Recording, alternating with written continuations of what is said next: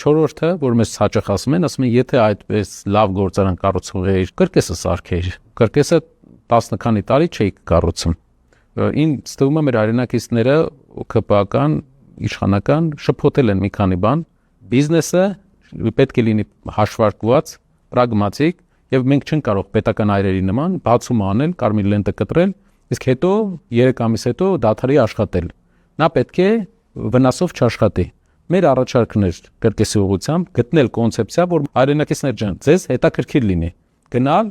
ձեր բարեկամների, ձեր երեխաների հետ։ Եվ դա բարդ ակրոբատիկ միջոցառումներն են, այլ ոչ թե հին տրադիցիոն կրկեսը։ Իհարկե, ուշացումը եղել է, մենք պետք է ճիշտը ասենք, դա խնդիր է, բայց կրկեսի բացումը կապված չէ շինարարության ընթացքի հետ, կապված է կոնցեպտի հետ։ Իսկ այն, թե մենք կրկեսը չենք կարողացել կառուցել,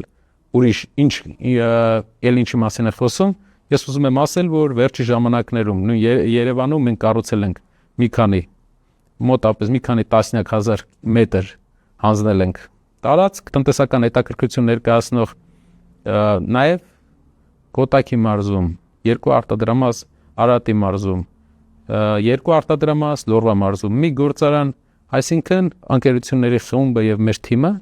ունի ամենամեծ փորձը պրոյեկտներ իրականացնելու մեր երկրում այս պայդրությամբ։ Պետական այրերը կարող են գալ կարմիր լենտը կտրել, հետո պետության հաշվին վնասով աշխատի։ Մենք չենք կարող մեզ թույլ տալ,